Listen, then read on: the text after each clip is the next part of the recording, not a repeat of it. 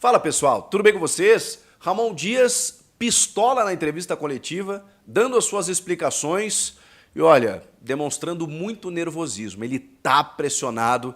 Eu fiz um resumo aqui de tudo que ele falou na sua entrevista pós-jogo e a gente vai falar sobre isso. Chega mais, eu sou o Chico Garcia, inscreva-se no canal e vamos juntos. Bom pessoal, o Ramon Dias, para começar, não foi com o seu filho Emiliano, né? Porque a gente tem regras diferentes, né, nas entrevistas da Comebol. Então, tava lá o Ramon com o André Carrilho, concedendo a entrevista. O Carrilho foi o jogador escolhido pela Comebol, juntamente do treinador, e ele teve que dar suas explicações. E foi muito bom poder ouvir o Ramon, porque muitas vezes, e eu não tenho nada contra isso, mas é difícil, porque às vezes você pergunta ao Ramon, quem responde é o Emiliano. E aí você não sabe muitas vezes quem que está respondendo, o Emiliano traduz alguma coisa para o Ramon, muitas vezes, aí o Ramon responde uma pergunta, daqui a pouco o Emiliano se atravessa e a gente não sabe quem comanda o Corinthians. Eu sei que não é nenhum tipo de preconceito, tá? Juro para vocês. Mas confunde porque a gente não sabe qual é a ideia, de quem é a ideia, e afinal de contas o Ramon Dias é o técnico do Corinthians.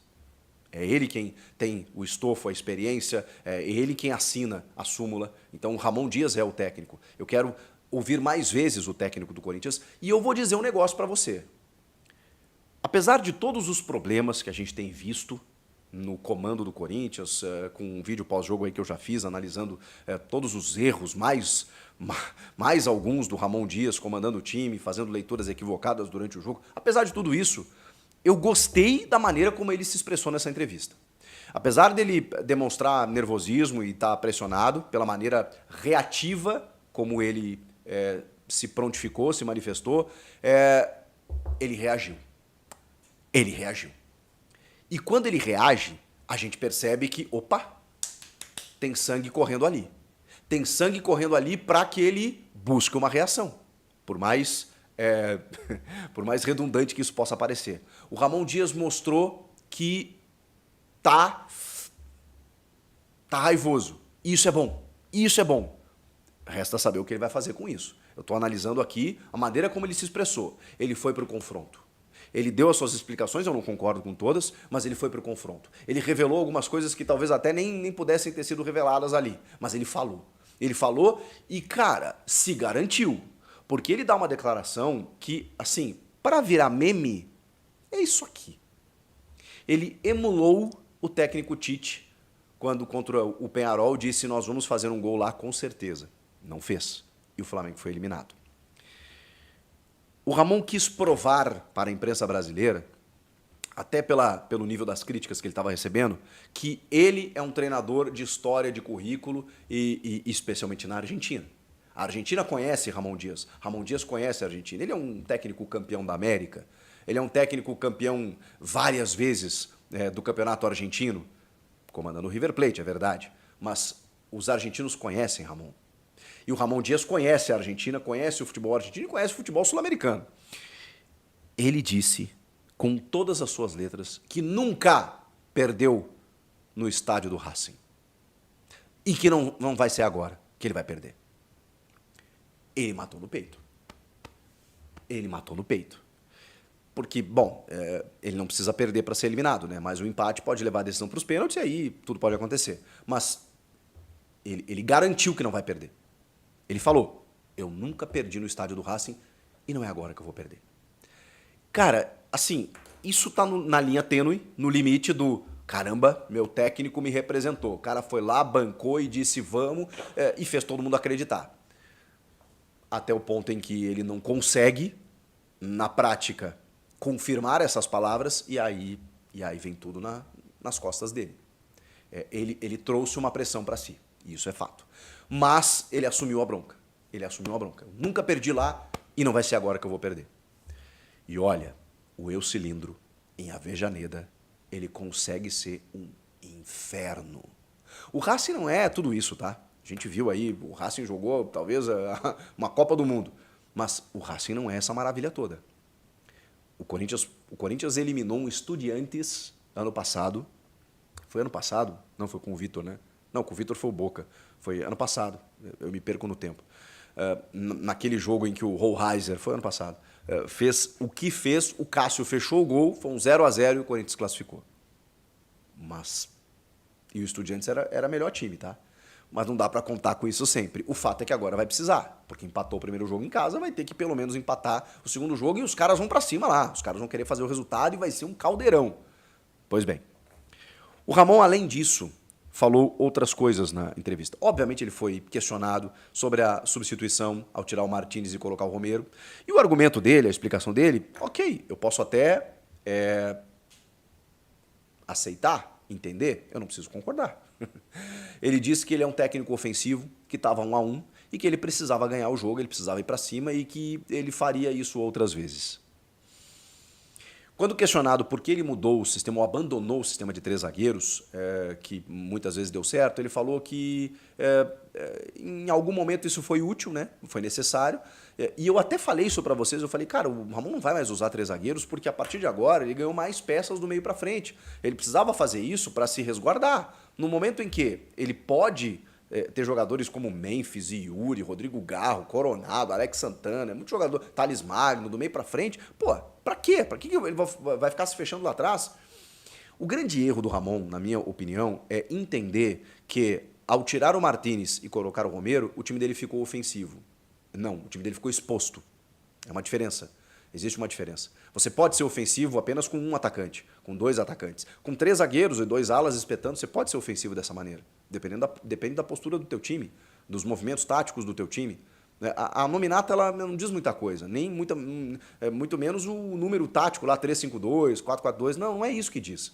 O fato é, ele achou que seria ofensivo tirando o Martínez e colocando o Romero. O Romero não jogou absolutamente nada e o time acabou exposto no meio campo.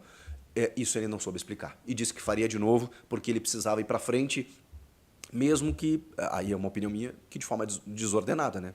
Ficou claro. Ele simplesmente queria empilhar jogadores na frente. Não foi o caso. Mas ele falou que assume os riscos por isso. Estavam 1-1, queria ganhar, precisava ganhar e tudo mais. Aí relembrou que é a equipe que mais marcou gols desde a sua chegada no futebol brasileiro. Ele tem 36 gols, quase 40 gols marcados. Realmente é um ataque produtivo, mas a defesa está deixando a desejar, né? Sabemos disso.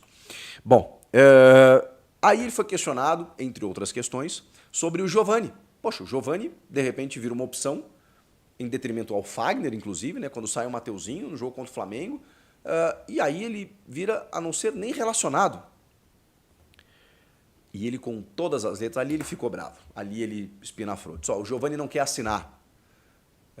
O jogador tem que ter gratidão com o clube, ele até entrou numa seara um pouco mais delicada, assim, tem que ter gratidão com o clube, tudo que o clube faz por ele não quer assinar, enquanto ele não assinar o contrato, ele não vai jogar. E diz que tem mais outros 2 na mesma situação, enquanto eles não assinarem, eles não vão jogar.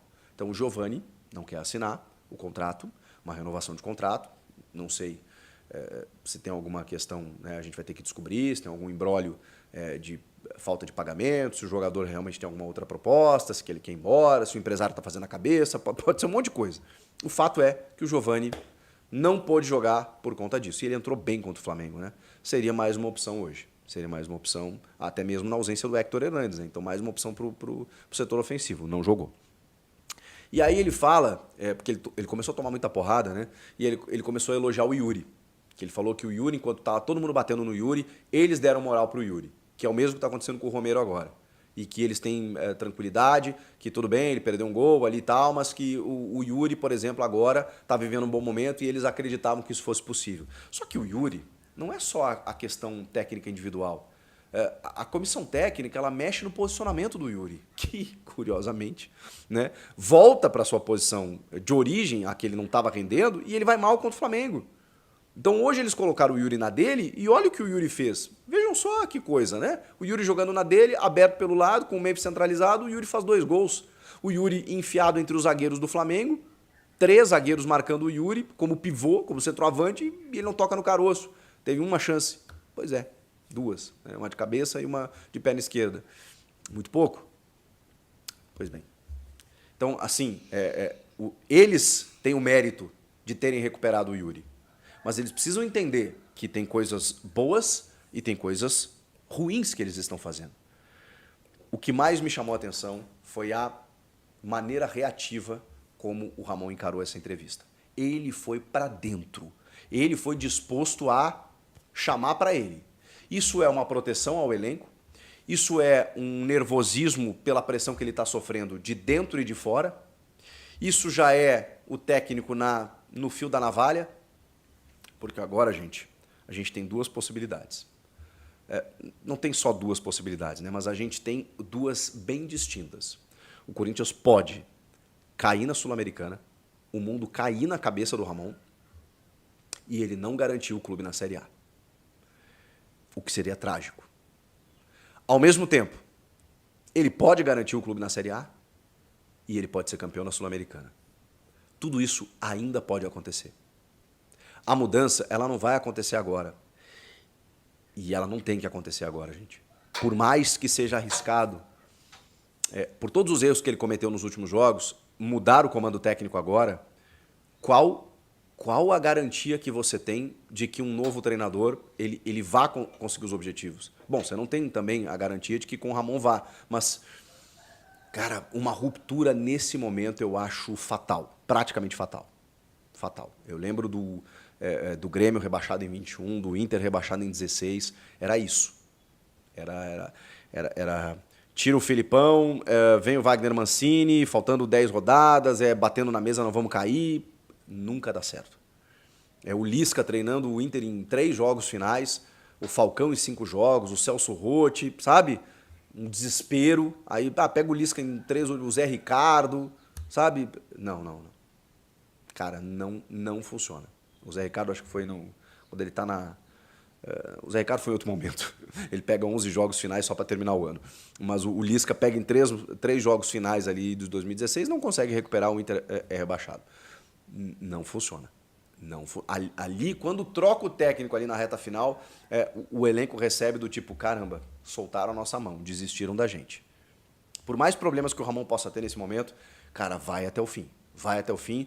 E aí vamos esperar. Vamos esperar para que o Corinthians escape. Tem time para isso. A evolução já não existe mais, mas tem time para escapar. Tem uma tabela possível, com jogos aí que dá para ganhar, dá para pontuar e dá para escapar, porque tem muita gente se atrapalhando. O Atlético Paranaense, o Bragantino, o Cuiabá nem se fala, o Juventude, o Criciúma, o próprio Grêmio. Tem muita gente se atrapalhando aí. Então dá para o Corinthians escapar. Mas o Ramon precisa começar a fazer o feijão com arroz. E muito do que ele já fez. Muito do que ele já fez. Se ele abandonar isso e, de repente, ficar numa teimosia absurda, dizendo que, não, agora eu tenho o elenco, eu vou jogar para cima, não é sempre assim.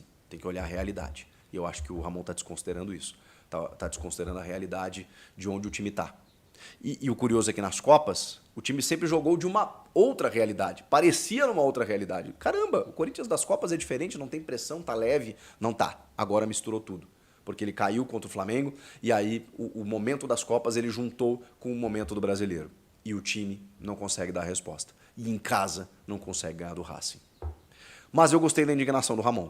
Que essa indignação esteja também na leitura de jogo dele, na escalação, na forma como ele vai planejar esse próximo jogo. Tem ganhado o Cuiabá primeiro e depois vai ter que fazer uma guerra com o Racing lá. E se ele diz que nunca perdeu lá, a gente vai acompanhar. Comenta aqui, inscreva-se no canal e eu volto na próxima. Tchau! Se inscreva no canal, deixa seu like e ative as notificações. Logo, logo tem mais notícias do Corinthians.